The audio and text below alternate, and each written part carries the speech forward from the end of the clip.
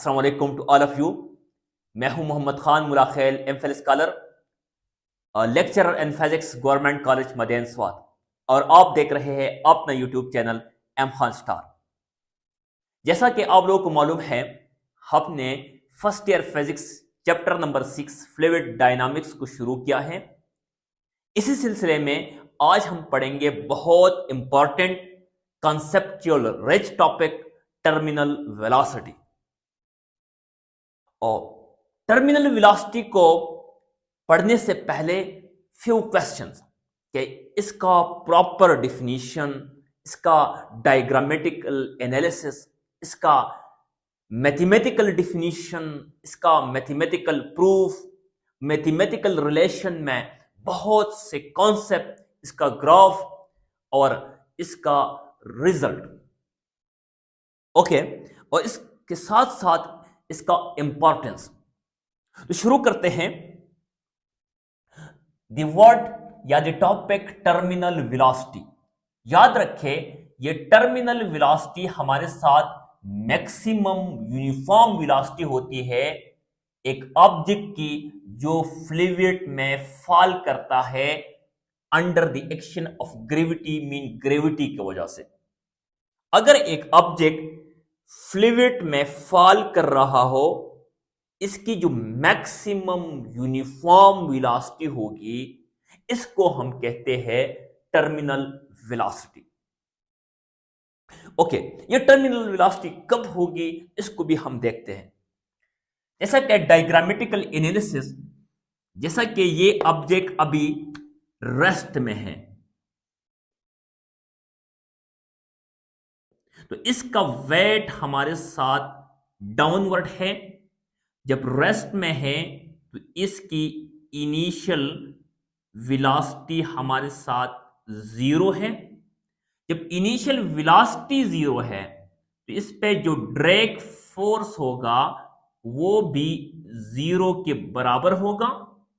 याद रखें, लेकिन यहां इसमें जो एक्सेलरेशन है वो बराबर होगा एक्सेलरेशन ड्यू टू ग्रेविटी की। याद रखिए, यहां भी बहुत इंपॉर्टेंट एमसीक्यूज या एक बहुत इंटरव्यू बेस्ड क्वेश्चन बनता है कि आया ये पॉसिबल है कि एक ऑब्जेक्ट रेस्ट में हो और इस रेस्ट में हो, इसकी स्पीड जीरो हो लेकिन इसका एक्सेलरेशन जीरो ना हो। Yes, is it possible? क्योंकि इस ऑब्जेक्ट में जो एक्सेलरेशन होगा वो एक्सेलरेशन ड्यू टू ग्रेविटी की बराबर ही होगा। जैसा कि मिसाल के तौर पर एक ऑब्जेक्ट को हम ऊपर फेंकते हैं तो जाके एक हाईएस्ट पॉइंट के इसकी स्पीड जीरो होती है, लेकिन एक्सेलरेशन तब भी होता है क्योंकि ये बॉडी नीचे आती है। अगर एक्सेलरेशन जीरो जीरो होता तो ये ऑब्जेक्ट फिर वापस नहीं आता। ओके, फिर इस बॉडी ने मोशन स्टार्ट किया, mean it start motion. Weight तो वही वेट है, लेकिन अभी इसकी स्पीड क्या हो रही है? इंक्रीज हो रही है। स्पीड इंक्रीज हो रही है तो यहां इस पे एक ड्रैग फोर्स भी लगेगा। मीन जितनी स्पीड इंक्रीज होगी इतना ड्रैग फोर्स भी क्या होगा? इंक्रीज होगा। इस फॉर्म के मुताबिक, क्योंकि ड्रैग फोर्स हमारे साथ बराबर होता है 6 pi eta are we. Velocity increase तो ड्रैग फोर्स भी क्या होगा? इंक्रीज होगा। लेकिन याद रखें, वेलोसिटी इंक्रीज हो रही है, ड्रैग फोर्स भी इंक्रीज हो रहा है, लेकिन यहां एक्सेलरेशन क्या होगा? डिक्रीज होगा। और यही एक्सेलरेशन अभी लेस होगा एक्सेलरेशन ड्यू टू ग्रेविटी से। ओके, क्यों? याद रखिए, वेलोसिटी तो इंक्रीज हो रही है लेकिन साथ साथ ड्रैग फोर्स भी इंक्रीज हो रहा है। तो याद रखिए, लेट सपोज फर्स्ट टाइम में जो वेलोसिटी थी, लेट सपोज वो थी 10 मीटर पर सेकंड। सेकंड में वेलोसिटी तो इंक्रीज हो रही है, लेकिन 10 के बजाय लेट सपोज 8 मीटर पर सेकंड होगी। सिमिलरली थर्ड सेकंड में वेलोसिटी जो इंक्रीज होगी, लेट सपोज वो 6 मीटर पर सेकंड होगी। लेकिन वेलोसिटी याद रखिए, वेलोसिटी इंक्रीज हो रही है, लेकिन पहले के बनिस्बत कम इंक्रीज हो रही है। Mean the rate of velocity increasing as decreasing. याद रखिए, the rate of velocity increasing as decrease। Okay, तो फिर एक पॉइंट इस तरह आएगा कि ये ड्रैग फोर्स भी बढ़ रहा है, तो एक पॉइंट इस तरह आएगा कि ये ड्रैग फोर्स हमारे साथ बराबर होगा इस वेट की। तो फिर जब ड्रैग फोर्स बराबर होगा इस वेट की, तो फिर इस वेलोसिटी को हम कहेंगे टर्मिनल वेलोसिटी, और फिर इस पॉइंट पे एक्सेलरेशन क्या होगा? 0 होगा। इस बात को भी समझते हैं। ओके, यहां इस बॉडी पर, इस पॉइंट पे, फर्स्ट स्टेप में यहां पे इस पे जो नेट फोर्स होता है वो ओनली के ओनली वेट के बराबर होता है। लेकिन सिर्फ दूसरी कंडीशन में, जब ये बॉडी मोशन स्टार्ट करती है, तो फिर ये नेट फोर्स बराबर होता है वेट माइनस ड्रैग फोर्स की। यहां से भी हमें पता चल जाता है कि एक्सेलरेशन क्या हुआ है? डिक्रीज हुआ है, क्योंकि वेट से कुछ चीज माइनस हो रहा है। अगर हम इस पॉइंट को देख ले, तो यहां से अगर हम नेट फोर्स को निकाले तो ये बराबर होगा weight minus drag force. Weight और ड्रैग फोर्स बराबर हो गए हैं, तो यहां से रिजल्ट क्या आएगा? 0। Mean F net M is equal to 0। तो मास तो 0 नहीं हो सकता, एक्सेलरेशन क्या होगा? 0 होगा। Is it clear? तो यहां से फिर भी दो तरह के क्वेश्चन अराइज होते हैं। जब हमारे साथ नेट फोर्स इस बॉडी पे क्या हो रहा है? 0 हो रहा है। नेट फोर्स इस बॉडी पे क्या हो गया? 0। इसको मैं यहां डिस्कस कर रहा हूं डिटेल के साथ। जब इस बॉडी पे नेट फोर्स क्या हो गया? 0, तो फिर ये बॉडी किस तरह मूव कर रही है? ओके, नेट फोर्स 0 है, तो याद रखें ये according to Newton first law. जब एक बॉडी पे फोर्स 0 होता है, तब एक बॉडी मोशन में होती है, तो यूनिफॉर्म मोशन के साथ वो अपना मोशन बरकरार रखती है। और याद रखिए ये एक और बिग कंसेप्ट, किस वजह से? न्यूटन फर्स्ट लॉ के मुताबिक, फर्स्ट लॉ ऑफ मोशन के मुताबिक। लेकिन याद रखिए ये हमारे साथ एग्जाम्पल भी है ट्रांसलेशनल डायनामिक इक्विलिब्रियम का। जब एक बॉडी यूनिफॉर्म वेलोसिटी के साथ मूव कर रहा हो, तो ये हमारे साथ एग्जाम्पल भी बनता है, ट्रांसलेशनल डायनामिक इक्विलिब्रियम का। ओके, यहां हमारे साथ और भी कुछ कॉन्सेप्ट आते हैं, इसको भी डिस्कस करते हैं साथ साथ। अगर मैं इसको लास्ट में डिस्कस करूंगा, लेकिन अगर आप यहां देखें, जब एक टर्मिनल वेलोसिटी में एक बॉडी यूनिफॉर्म वेलोसिटी से मूव कर रही है, इसके वेलोसिटी इंक्रीज नहीं हो रही, लेकिन हाइट डिक्रीज हो रहा है। ऊपर से ये बॉडी नीचे आ रही है, फिर यहां से तो हाइट क्या हो रहा है, डिक्रीज हो रहा है, लेकिन वेलोसिटी इसका क्या है, कांस्टेंट है। तो याद रखिए, इसकी पोटेंशियल एनर्जी डिक्रीज हो रही है, लेकिन इसका काइनेटिक एनर्जी हमारे साथ क्या है, कांस्टेंट है। तो ये एनर्जी कहां जा रही है, तो एनर्जी तो कंजर्व है, तो फिर ये एनर्जी कहां जा रही है, याद रखिए यही एनर्जी हमारे साथ कन्वर्ट हो रही है हीट की फॉर्म में। Is a clear? या work done against air friction की फॉर्म में कन्वर्ट हो रही है। Is it clear?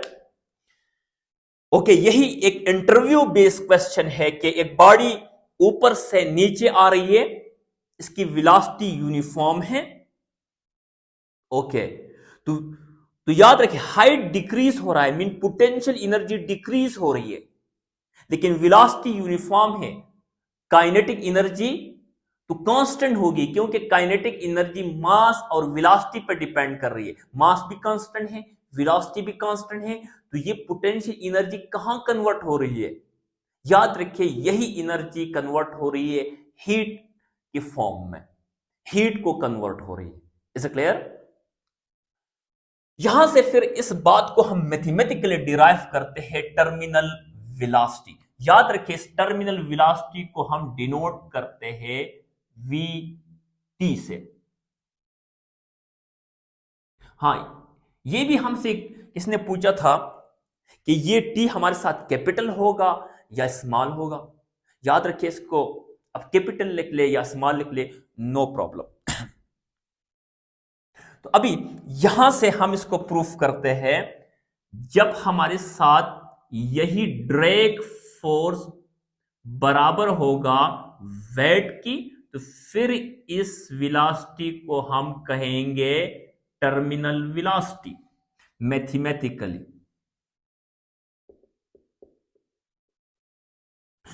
तो वैल्यूज को पुट कर लेते हैं। तो ये ड्रैग फोर्स का फार्मूला हमारे साथ होता है 6 पाई ईटा आर वी, लेकिन ये वी अभी क्या है, टर्मिनल वेलोसिटी है। एस इक्वल टू ये वेट हमारे साथ बराबर होगा एम जी की। यह हमारा टारगेट है to find the terminal velocity. तो यहां से ये टर्मिनल वेलोसिटी का इक्वेशन बनेगा, टर्मिनल वेलोसिटी का ये हमारे साथ बराबर होगा M G divide by 6 pi eta into R. इसको हम कहेंगे इक्वेशन नंबर फर्स्ट। यहां से बहुत इंपॉर्टेंट कॉन्सेप्ट बनते हैं, देख ले। यहां से टर्मिनल वेलोसिटी हमारे साथ डायरेक्टली प्रोपोर्शनल होगी मास को। एफ अगर हमारे साथ रेडियस क्या हो, कांस्टेंट हो, मैं कांस्टेंट को यहां कैसे लिखूंगा, याद रखिए अगर रेडियस कांस्टेंट हो और मास ज्यादा हो जाए, फॉर एग्जांपल 1 मीटर रेडियस है, अगर पहला 1 किलोग्राम था, फिर 2 किलोग्राम हो गया, फिर 3 किलोग्राम हो गया, रेडियस हम चेंज नहीं कर रहे, मास इंक्रीज हो रहा है। अगर मास इंक्रीज हो रहा है तो फिर टर्मिनल वेलोसिटी भी क्या होगी, इंक्रीज होगी। दूसरा कॉन्सेप्ट, यही टर्मिनल वेलोसिटी इनवर्सली प्रोपोर्शनल होगी रेडियस को, अगर हमारे साथ मास क्या हो, कांस्टेंट हो। इसका मतलब यह है अगर रेडियस डिक्रीज हो रहा है, मास वही के वही मास है, तो फिर टर्मिनल वेलोसिटी क्या होगी, इंक्रीज होगी। इसके दरमियान में इनवर्स रिलेशन है, इसको मैं आखिर में डिटेल के साथ भी डिस्कस करूंगा। और द थर्ड वन पॉइंट ये है, अगर ये दोनों चेंज हो रहे हैं, मीन मास भी चेंज हो रहा है, मास के साथ साथ पहला 1 किलोग्राम था, हम 2 किलोग्राम बनाए, तो रेडियस भी इंक्रीज होगा, मीन तो फिर टर्मिनल वेलोसिटी हमारे साथ क्या होगी, कांस्टेंट होगी। एफ बोथ और वेरिएबल, बोथ और वेरिएबल। फिर अगर हम मास को इंक्रीज करेंगे तो साथ साथ रेडियस भी क्या होगा, इंक्रीज होगा। इसका रेशियो हमारे साथ क्या आएगा, कांस्टेंट आएगा। टर्मिनल वेलोसिटी हमारे साथ कांस्टेंट होगी, if mass divide by R, ratio क्या हो, कांस्टेंट हो। यहां से फिर देख ले, दो वेरिएबल आ गए, एक मास और एक रेडियस। हमने इस तरह का कुछ करना है कि इस इक्वेशन को हमने एक ही वेरिएबल में कन्वर्ट करना है।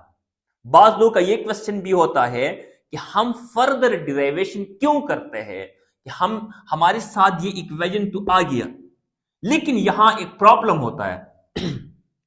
वो प्रॉब्लम ये है कि इसमें एक मास भी है और रेडियस भी है, ये दोनों एक्ट एज अ वेरिएबल।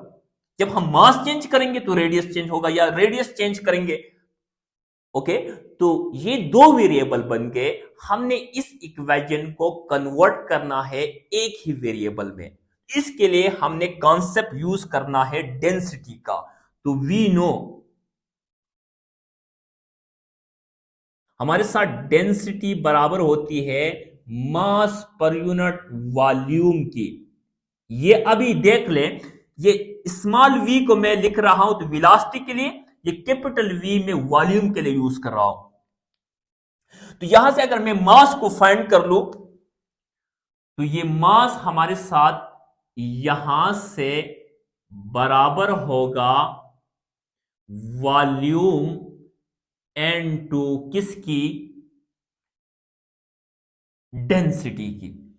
याद रखिए, लेकिन हमने यहां इज्यूम किया है एक स्फेरिकल मास, तो इसलिए, और क्यों यूज किया है, क्योंकि बाद में हम ड्रैग फोर्स को यूज कर रहे हैं, इसलिए हमने यहां स्फेरिकल बॉडी के लिए जो वॉल्यूम होता है, याद रखिए वो बराबर होता है 4/3 पाई r क्यूब का।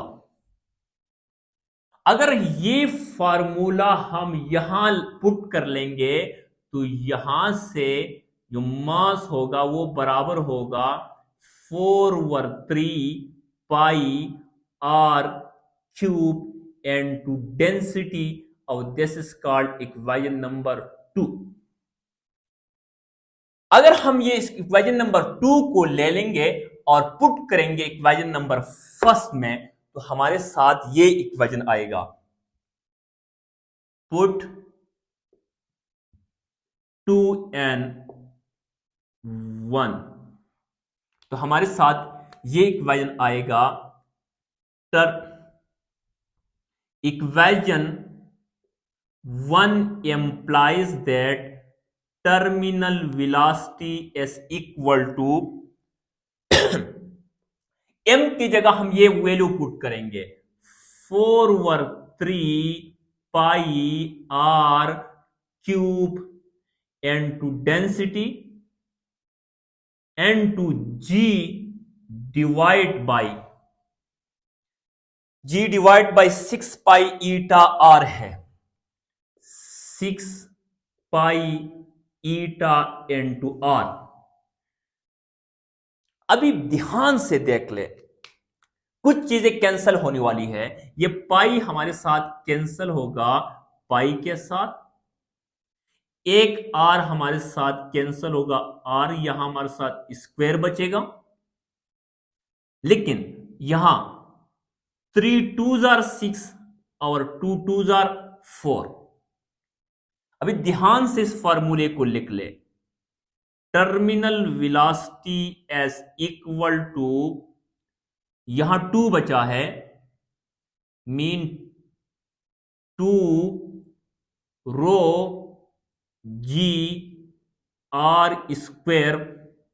इसको मैं आर स्क्वेयर को मैं इस मार्कर से लिख लू, R square divide by 3 3s are 9 eta. ये फॉर्मूला बन गया और this is the last formula, the last mathematic या last mathematical form of terminal velocity. इस इक्वेशन को आप देख ले तो यहां से अगर देख ले तो टर्मिनल वेलोसिटी हमारे साथ डायरेक्टली प्रोपोर्शनल है आर स्क्वायर को। यहां भी इनवर्स रिलेशन भी आया था। ओके, यहां क्या गया, टर्मिनल वेलोसिटी डायरेक्टली प्रोपोर्शनल है आर स्क्वायर को। लेकिन ये terminal velocity directly proportional to R square तब होगा जब हमारे साथ डेंसिटी कांस्टेंट होगी। If density is constant. अगर हमारे साथ डेंसिटी कांस्टेंट होगी तो तब हम ये फार्मूला यूज कर सकते हैं। एग्जाम्पल के तौर पर अगर F 5 kilogram iron and 10 kilogram iron fall in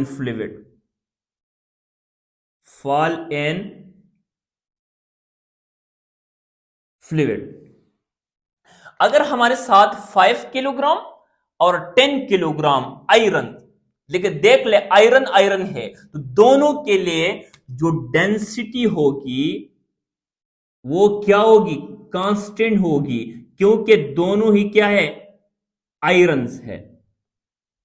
लेकिन इसका रेडियस डिफरेंट होगा। रेडियस क्या होगा, डिफरेंट होगा।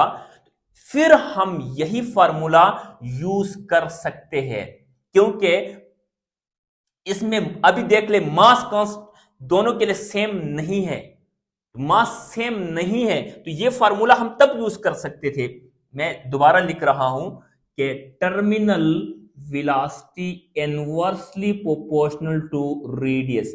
ये तब हो सकता है if mass is equal to constant. Mass is equal to constant mean दोनों के लिए मास सेम नहीं है, तो फिर हम ये फार्मूला यूज कर सकते हैं। Is it clear? अभी इसको मैं डिटेल के साथ डिस्कस करने वाला हूं। इधर देख ले,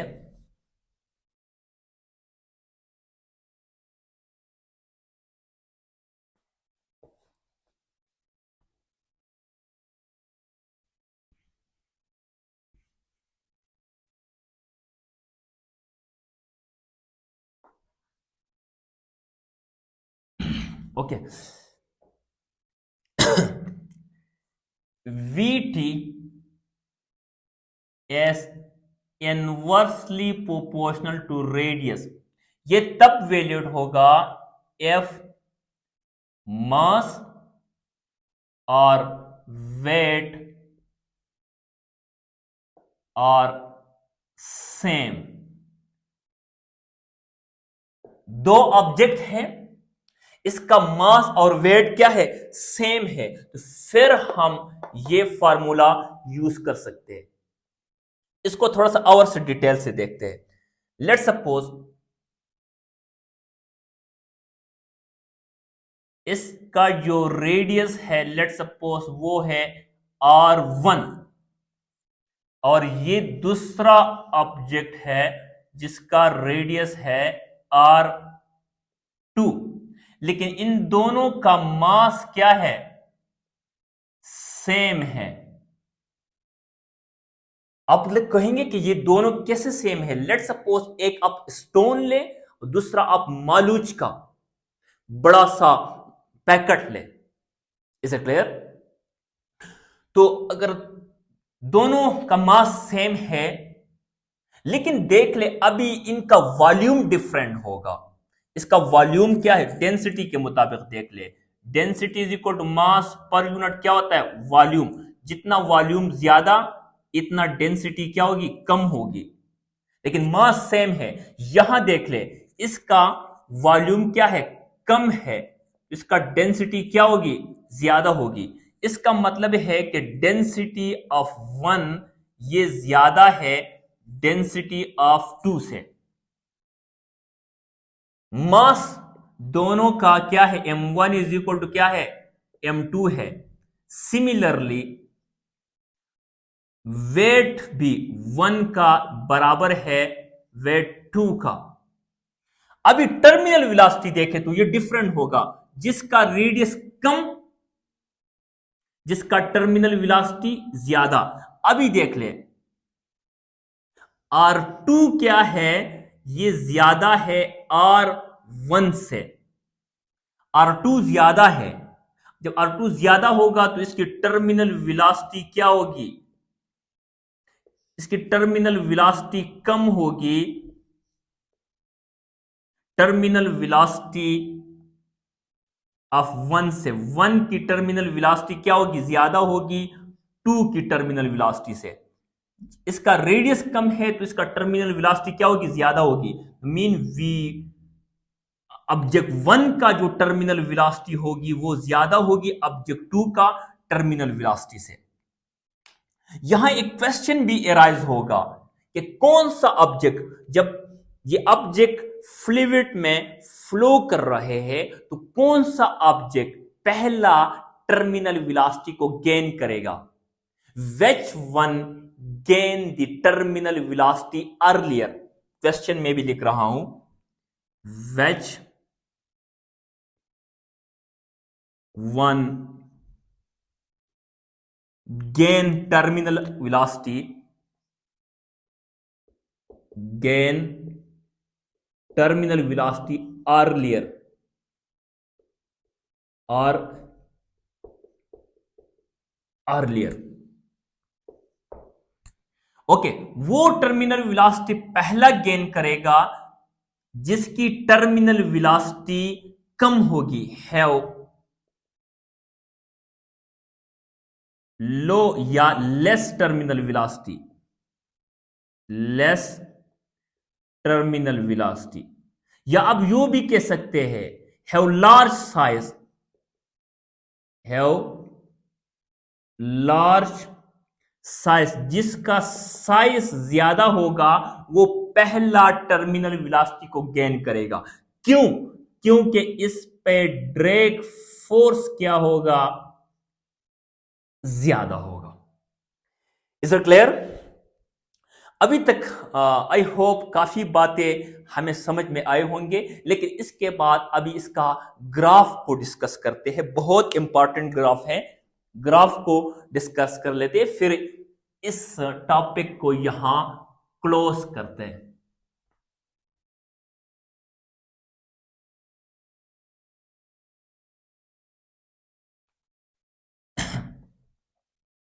अगर पहला से आप लोगों को याद है, अगर हम टर्मिनल वेलोसिटी और टाइम के दरमियान ग्राफ डिस्कस कर ले, तो अगर इस साइड पे हम ले टर्मिनल वेलोसिटी और इस साइड पे हम ले टाइम, क्योंकि ये इंडिपेंडेंट है और ये डिपेंडेंट है। ये इनिशियल में याद रखिए एक्सेलरेशन बराबर होगा एक्सेलरेशन ड्यू टू ग्रेविटी की, और जब ये बॉडी स्टार्ट होगी तो फिर वेलोसिटी क्या होगी, इंक्रीज होगी। इनिशियल में ज्यादा इंक्रीज होगी और फिर धीरे धीरे क्या होगी, कम होगी लेकिन इंक्रीज होगी, तो इसका ग्राफ कुछ यूं बनेगा। Is it clear? अभी देख ले, इनिशियल में वेलोसिटी क्या हो रही है, वेलोसिटी इंक्रीज हो रही है, लेकिन इनिशियल में एक्सेलरेशन बराबर था एक्सेलरेशन ड्यू टू ग्रेविटी की, लेकिन इसके बाद ये एक्सेलरेशन लेस होगा एक्सेलरेशन ड्यू टू ग्रेविटी की, और ये मुसलसल ये एक्सेलरेशन क्या होगा, डिक्रीज होगा। लेकिन एक पॉइंट इस तरह आएगा कि इस पॉइंट पे जाके ये एक्सेलरेशन बराबर होगा जीरो की, और इस पॉइंट पे जो वेलोसिटी होगी इसको हम कहेंगे terminal velocity. Is it clear? और ये फिर फर्दर यूनिफॉर्म वेलोसिटी के साथ क्या करेगा, मूव करेगा। Is it clear? ओके, तो इस पॉइंट पे हमारे साथ एक्सेलरेशन क्या होगा, जीरो होगा। अगर हम टर्मिनल वेलोसिटी और रेडियस स्क्वायर के दरमियान ग्राफ डिस्कस कर ले, इसका ग्राफ कुछ यूं होगा। इस साइड पे अगर हम ले टर्मिनल वेलोसिटी और इस साइड पे अगर हम ले आर स्क्वायर, तो इसका ग्राफ हमारे साथ कुछ होगा, पैराबोलिक ग्राफ होगा, कुछ इस तरह ग्राफ होगा। देख ले, क्योंकि अगर आर को हम डबल करेंगे तो वेलोसिटी हमारे साथ कितना टाइम इंक्रीज होगी, 4 टाइम इंक्रीज होगी। ओके, अगर हम टर्मिनल वेलोसिटी और एक्सेलरेशन के दरमियान ग्राफ को डिस्कस कर ले तो वो कुछ यूं होगा। ध्यान से देख ले, इस साइड पे हम ले terminal velocity, sorry terminal velocity और एक्सेलरेशन दोनों को इस साइड पे, terminal velocity acceleration with time अगर हम ले, किस साथ ले, टाइम के साथ। इनिशियल में एक्सेलरेशन हमारे साथ मैक्सिमम होगा, लेकिन टर्मिनल वेलोसिटी क्या होगी, जीरो होगी। तो ये कुछ बनेगा टर्मिनल वेलोसिटी का ग्राफ। इनिशियल में टर्मिनल वेलोसिटी जीरो होगी, लेकिन एक्सेलरेशन क्या होगा, मैक्सिमम होगा। तो जब वेलोसिटी इंक्रीज होगी तो एक्सेलरेशन क्या होगा, डिक्रीज होगा। एक पॉइंट इस तरह आएगा कि ये एक्सेलरेशन क्या बनेगा, जीरो, और इस पॉइंट पे फिर वेलोसिटी क्या होगी, यूनिफॉर्म होगी। Is it clear? ओके, इसके बाद हमारे जहन में ये क्वेश्चन भी अराइज होगा कि इस टर्मिनल वेलोसिटी का हमारे साथ इंपॉर्टेंस क्या है। इसका एक इंपॉर्टेंट हम आने वाले टॉपिक में डिस्कस करेंगे। इसका नाम है parachute terminal velocity time graph. लेकिन इसके अलावा अगर हम देख ले कि ये वाटर ड्रॉप हमारे साथ होते हैं, वाटर, याद रखिए ये वाटर मॉलिक्यूल या जहां से ये क्लाउड होता है, क्लाउड और जमीन के सरफेस के दरमियान हमारे साथ 2 किलोमीटर का फासिला होता है, मीन 2000 मीटर का। जब यहां से एक ड्रॉप आता है, याद रखिए अगर टर्मिनल वेलोसिटी न होती तो यहां इस ड्रॉप की स्पीड हमारे साथ होती, यहां मीन 200 मीटर पर सेकंड, मीन बहुत ज्यादा स्पीड होती। इसका मतलब ये है अगर टर्मिनल वेलोसिटी का कॉन्सेप्ट न होता, अल्लाह का करम न होता, तो फिर हम बारिश में बाहर नहीं निकल सकते थे। लेकिन टर्मिनल वेलोसिटी की वजह से जब ये वाटर ड्रॉप नीचे आता है तो इस पर एक ड्रैग फोर्स भी लगना शुरू होता है। जब एक पॉइंट इस तरह आता है कि ये ड्रैग फोर्स ये वेट के बराबर होता है, फिर ये ड्रॉप एक यूनिफॉर्म वेलोसिटी से नीचे आता है। यूनिफॉर्म वेलोसिटी से नीचे आता है तो यहां आके इसकी वेलोसिटी हमारे साथ होती है 10 मीटर पर सेकंड। Is it clear? और इसका बहुत इंपॉर्टेंट कंसेप्ट पैराशूट में यूज होता है, वो आगे हम इंशाल्लाह इस आने वाले लेक्चर में डिस्कस करेंगे। अगर आप लोगों ने थोड़ा बहुत कुछ सीखा है, नया सीखने को मिला है, तो ये आप लोग की एक जिम्मेदारी बनती है और मेरा ये रिक्वेस्ट भी है कि आइए इस फैमिली का हिस्सा बने। हम में हमारे इस लेक्चर में जो कमियां हैं, जो आप इसको एनहांस करना चाहते हैं, तो मेरा हौसला अफजाई भी करें, कमेंट भी करें, और जितना हो सके अपने दोस्तों के साथ, अपने रिश्तेदारों के साथ, अपने स्टूडेंट्स के साथ, अपने क्लास फेलो के साथ, अपने यूनिवर्सिटी फेलोज के साथ, सीनियर जूनियर के साथ जितना हो सके शेयर करें और मेरा हौसला अफजाई करें, इस फैमिली का हिस्सा बने, एजुकेशन और अवेयरनेस को फैलाने में मेरा साथ दें, क्योंकि जब हम पढ़ेंगे तो बढ़ेंगे। वस्सलाम।